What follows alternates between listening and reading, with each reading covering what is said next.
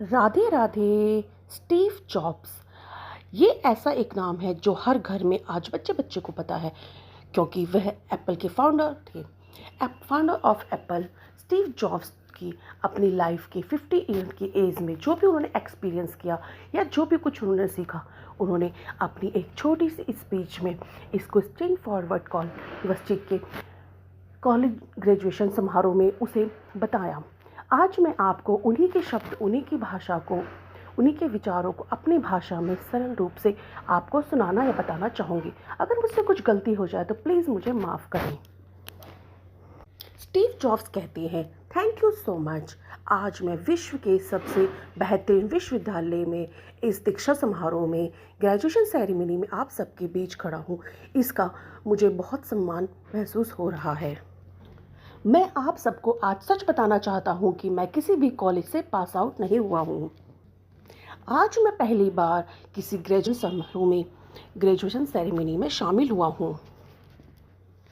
आज मैं अपनी लाइफ के एक्सपीरियंस को आपको 3 कहानियों के माध्यम से, ज़्यादा नहीं ओनली 3 के माध्यम से बताना चाहूँगा। पहली कहानी, डॉट्स कनेक्ट। रेड कॉलेज में एडमिशन लेने के 6 महीने बाद ही मैंने कॉलेज छोड़ दिया, लेकिन मैं 18 महीने तक कॉलेज किसी न किसी कारण से आता जाता रहा। मैंने कॉलेज छोड़ा ही क्यों? इसकी शुरुआत मेरे जन्म लेने से पहले ही हो चुकी थी। मुझे जन्म देने वाली माता एक ग्रेजुएटेड स्टूडेंट थी। वह चाहती थी कि मुझे कोई गोद ले ले, लेकिन उसके साथ एक शर्त भी थी कि जो मुझे गोद ले कम से कम कॉलेज ग्रेजुएट ज़रूर हो। एक वकील और उसकी पत्नी मुझे गोद लेना, मुझे अडॉप्ट करना चाहते थे, लेकिन जिस वक्त मेरा जन्म हुआ उस लास्ट मोमेंट पर उन लोगों ने अपना मन बदल दिया। उन्होंने कहा वह तो एक लड़की को गोद लेना चाहते थे, इसीलिए उन्होंने रात को मेरे माता पिता को कॉल किया जो वेटिंग लिस्ट में थे, और उनसे कहा कि हमारे पास एक बेबी बॉय है, क्या आप उसे गोद लेना चाहते हैं? उन्होंने तुरंत ही हाँ कर दिया। लेकिन बाद में मेरे जन्म देने वाली माता को यह पता चला कि जो मुझे गोद लेने वाले माता पिता हैं वह कॉलेज ग्रेजुएट नहीं हैं, और मेरे पिता तो हाई स्कूल पास भी नहीं हैं। इसलिए मेरी माता ने लास्ट मोमेंट पर एडॉप्शन पेपर पर साइन करने से मना कर दिया। लेकिन कुछ ही महीनों बाद मेरे होने वाले माता पिता ने मेरी माँ को वचन दिया कि वह मुझे कॉलेज ज़रूर भेजेंगे, और इस वचन के कारण मेरी माता मान गया।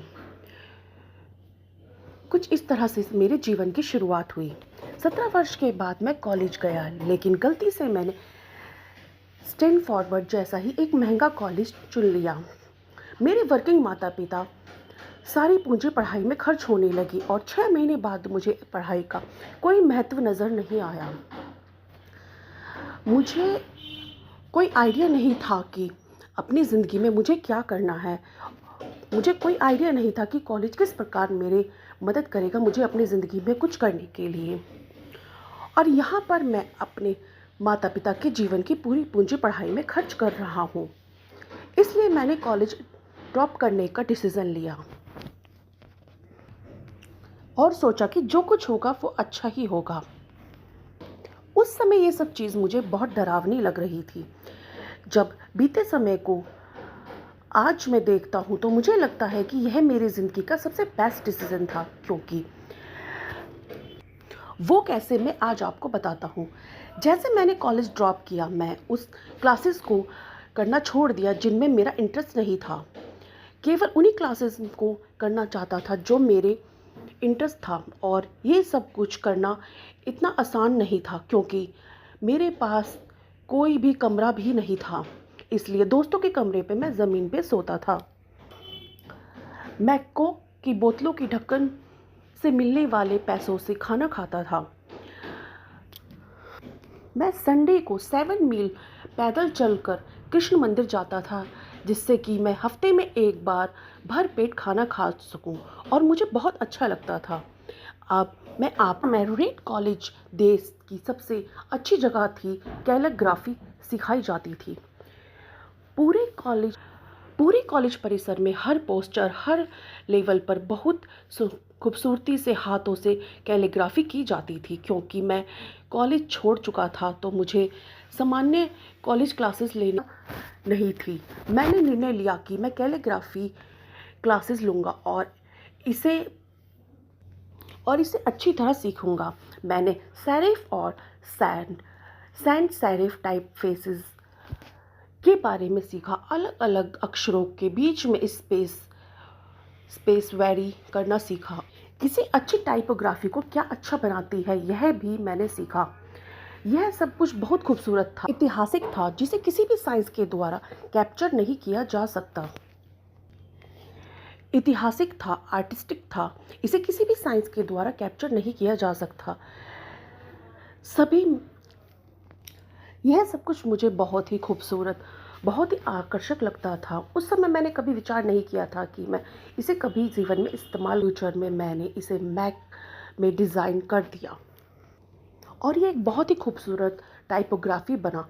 विश्व का पहला मैंने कॉलेज में केवल कैलीग्राफी में ही प्रवेश नहीं किया होता तो विंडोज़ में मैक की कॉपी की तो दुनिया के किसी भी पर्सनल कंप्यूटर में यह सब नहीं होता। अवश्य करना असंभव था। लेकिन जब 10 साल बाद बीते हुए समय को देखता हूँ तो मुझे सब कुछ क्लियर नज़र आता है। आज केवल पीछे देखकर ही मैं डॉट्स को कनेक्ट कर सकता हूँ। तो इसीलिए आपको विश्वास करना होगा कि आपके जीवन में जो भी कुछ हो रहा है वह किसी न किसी कारण से हो रहा है और आपको विश्वास रखना होगा कि आप अपने गट्स के द्वारा अपने भविष्य को निर्माण कर सकते हैं और इसलिए आपको अपने कर्मों पर, अपने भाग्य पर विश्वास रखना चाहिए। कहीं ना कहीं जाकर आपका फ्यूचर में आपकी डॉट्स कनेक्ट होंगी। इसलिए अपने मन की आवाज़ सुनिए और उस समय भी आप बिल्कुल अंत रास्ते तक चल रहे हों और यह बात आपको बाकी लोगों से अलग करेगी। मेरी पहली कहानी से सबसे बड़ी सीख यही है कि वह अच्छा हो रहा है और जो होगा वह अच्छा होगा। आगे चलकर आप कामयाब ज़रूर होंगे। आपके स्किल आपको आपको अपनी स्किल्स पर विश्वास रखना चाहिए जो आप कर रहे हैं। मेरी इस कहानी की सबसे बड़ी सीख है कि आपको अपनी स्किल्स पर और अपने कर्मों पर विश्वास रखना चाहिए। आप जो कर रहे हैं वो आगे फ्यूचर में कहीं ना कहीं आपके काम ज़रूर आएगा। मेरी दूसरी कहानी है लव और लॉस के विषय में। मैं बहुत भाग्यशाली था कि जीवन में मैंने जिससे प्यार करता था वह मेरा जीवन साथी बना। बॉस और मैंने मेरे पिता के गिराज में एप्पल की शुरुआत की।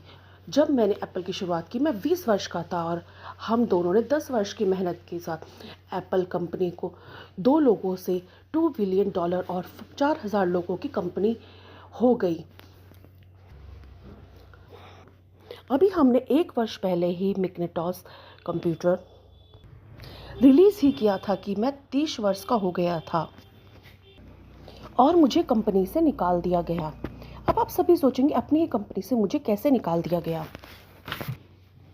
जैसे ही एप्पल ग्रो होने लगा, हायर किया जो एप्पल को आगे बढ़ाएंगे। 1 साल तक सब कुछ ठीक चल रहा था, लेकिन बाद में कंपनी के फ्यूचर को लेकर हम दोनों में विवाद होने लगा और ये बात बोर्ड ऑफ डायरेक्टर तक पहुंच गई और उन्होंने उसका ही साथ दिया और मुझे 30 वर्ष की आयु में मेरी ही कंपनी से बाहर निकाल दिया गया। पूरी तरह से बर्बाद कर देने वाला था। कुछ महीनों तक मुझे कुछ समझ नहीं आ रहा था अब मैं क्या करूं। अब मैं एक बहुत बड़ा पब्लिक फेलियर बन चुका था और एक बार मैंने वैली को छोड़कर जाने का भी सोचा, लेकिन धीरे धीरे मुझे एहसास हुआ कि जो काम मैं करता हूँ उसके लिए मेरा पैशन आज भी उसी तरह से है जब मैं एप्पल को लॉन्च कर रहा था। लेकिन धीरे धीरे मुझे एहसास हुआ कि जो काम मैं करता हूँ अभी भी उसके लिए मेरे पैशन में एप्पल में जो भी कुछ हुआ उसके बाद भी मेरे पैशन में थोड़ी भी कमी नहीं आई है। इसलिए मैंने एक नई शुरुआत की। उस वक्त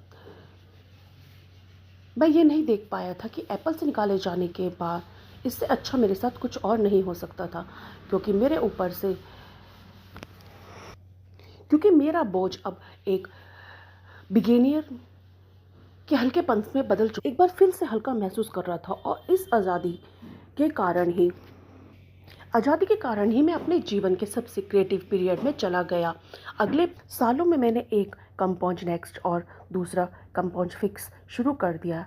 इसी दौरान मैं एक अद्भुत महिला से मिला जो आगे चलकर मेरी पत्नी बनी।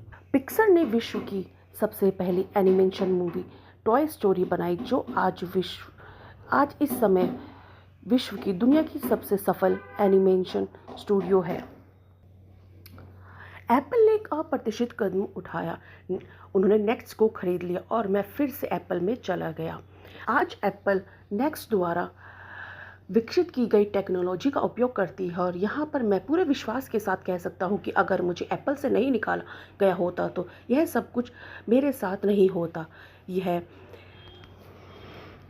यह कड़वी दवा थी जो एक मरीज को खाने। कभी कभी ज़िंदगी में ठोकर लगती है, लेकिन ठोकरों से कभी अपने विश्वास को मत खोइए।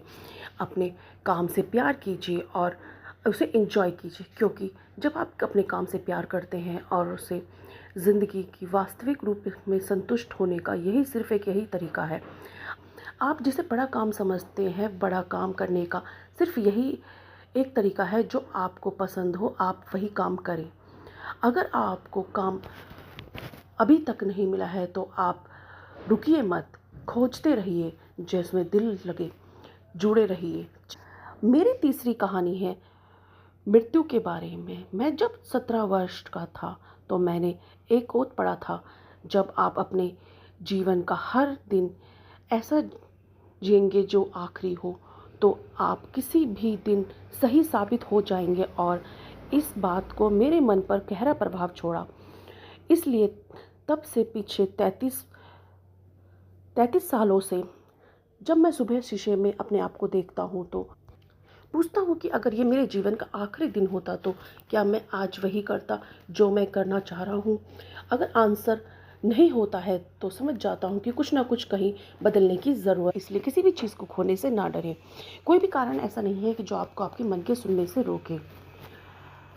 करीब 1 साल पहले मुझे पता चला कि मुझे कैंसर है।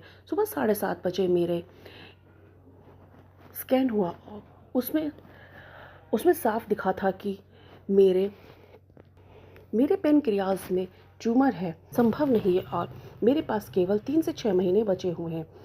डॉक्टर ने मुझे कहा कि आप जाओ और अपना पेंडिंग काम कर लीजिए। मतलब यही था कि मैं जो 10 वर्ष में करना चाहता हूँ वह मुझे 3 से 6 महीने के अंदर है। और मेरी सर्जरी हुई। भाग्य से मैं अब ठीक हूँ। मृत्यु के उपयोगी लेकिन विशुद्ध रूप है, बौद्धिक संकल्पना है। कोई भी मरना नहीं चाहता, यहाँ तक कि जो स्वर्ग जाना चाहता है वह भी वहाँ जाने के लिए मरना नहीं चाहता, क्योंकि इस जीवन का सबसे बड़ा आविष्कार है मृत्यु। जब जिंदगी को बदलती है, पुराने को समाप्त करती है और एक नए रास्ते खोलती है। यह जीवन आपका है। हमें अपने लिए जिए, अपने दिल की आवाज़ सुने। बाकी चीज़ सेकेंडरी है। और अंत में आप सभी से यह कहना चाहूँगा कि स्टे हंग्री, स्टे फुलिश। मैंने हमेशा अपने लिए यही मांगा है कि जब आप सभी के लिए भी यही विश करूँगा कि स्टे हंग्री, स्टे फुलिश, यानी कि भूखे रहे और मूर्ख रहो। भूखे यानी कुछ करने की भूख अपने अंदर होना चाहिए, और मूर्ख रहना क्योंकि कुछ मूर्ख रहकर ही आप कुछ सीख पाएंगे। अगर आपको लगता है कि पहले से ही सब कुछ जानते हैं तो कुछ भी नहीं सीख सकते।